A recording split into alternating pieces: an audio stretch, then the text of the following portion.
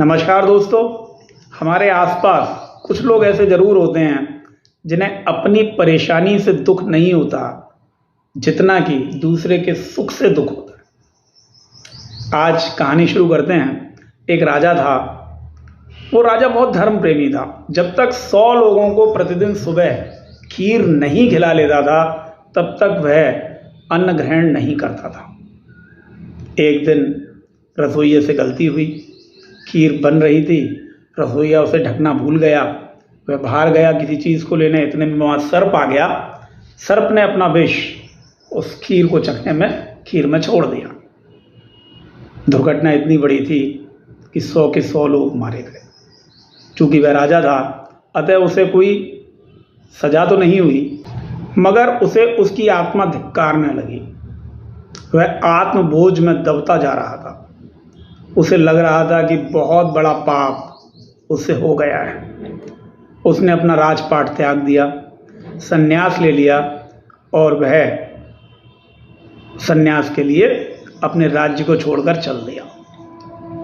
अपने राज्य से बाहर निकलकर एक दिन वह पैदल चला जा रहा था। एक ऐसे गांव में पहुंचा, यहाँ उसे कोई पहचानता नहीं था। रात्रि हो चुकी थी, उसे रुकना था। उसने गांव के कुछ लोगों से पूछा कि कोई ऐसा घर बताइए यहाँ पर पूजा पाठ होता हो, मैं वहाँ रुकना चाहता हूँ। लोगों ने सन्यासी समझा। एक घर बताया, वहाँ भाई बहन रहते थे। राजा उस घर में पहुँचा। उसने कहा क्या मैं यहाँ रात रुक सकता हूँ? भाई बहन भगवान को मानने वाले थे। उन्होंने तत्काल कहा बिल्कुल आप रुक सकते हैं। बहन का नियम था कि प्रतिदिन सुबह वह पूजा करने के बाद मेडिटेशन किया करती थी।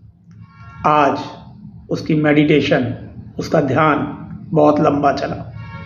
जब वह मेडिटेशन से उठ के किचन में गई तो भाई बड़ा नाराज़ हुआ कि बताइए आप रसोई में इतनी देर से आई हैं, हमारे यहाँ एक सन्यासी आया हुआ है, उसके नाश्ते भोजन की व्यवस्था करनी है।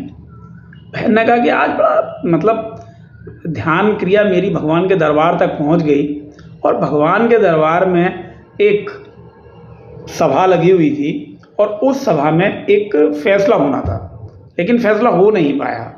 भाई ने उत्सुकता बस पूछा क्या था। उन्होंने एक राजा के बारे में बात चल रही थी कि एक राजा से 100 लोगों की हत्या हो गई है, लेकिन वह भूलवश हुई है। सभा में विचार चल रहा था कि इस हत्या का असली दोषी राजा है या वह सर्प है या वह रसोइया है। कुछ लोगों का मत था कि चूंकि सारा कुछ राजा के निर्देशन में था तो राजा को होना चाहिए। कुछ लोगों का मत था कि विष तो सर्प ने छोड़ा है, उसे होना चाहिए।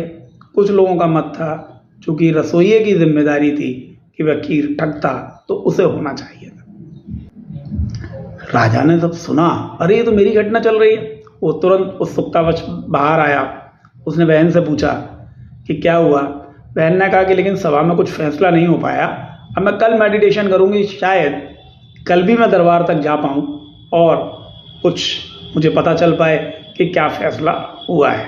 राजा के मन में विचार आया कि मुझे इन लोगों के साथ एक दिन और रुकना चाहिए और पता लगाना चाहिए कि आखिर भगवान की सभा में मेरे लिए क्या फैसला होता है। राजा भाई बहन से नाश्ते की टेबल पर प्रार्थना करता है कि यदि आप लोगों को अच्छा लगे तो मैं आपकी प्रभु भक्ति में एक दिन और रहना चाहता हूँ।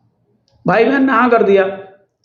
गांव बहुत छोटा था, पूरे गांव में ये खबर फैली कि वो जो कल सन्यासी के वेश में व्यक्ति आया था वो एक दिन और रुक रहा है। चौपाल पर तरह तरह की बातें होने लगी। देखो बनता सन्यासी था, जवान लड़की को देख के एक दिन और रुक गया। कोई कुछ कह रहा था, कोई कुछ कह रहा था, सब उसकी निंदा कर रहे थे। अगले दिन सुबह लड़की फिर ध्यान की अवस्था में गई, मेडिटेशन में गई और भगवान की कृपा से वह ध्यान भगवान की सभा तक पहुंच गया। सुबह जब सब लोग नाश्ते के लिए बैठे तो राजा ने लड़की से पूछा कि भाई वो क्या हुआ, उस राजा के लिए क्या फैसला हुआ। लड़की बोली अच्छा वो राजा, कुछ नहीं हुआ।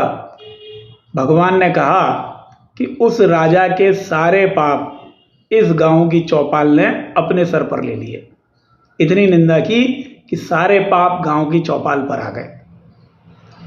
कहने का मतलब दोस्तों ये है कि हम जितने अच्छे कर्मों से नहीं कमा पाते उतना दूसरे की बुराई करके गवा देते हैं।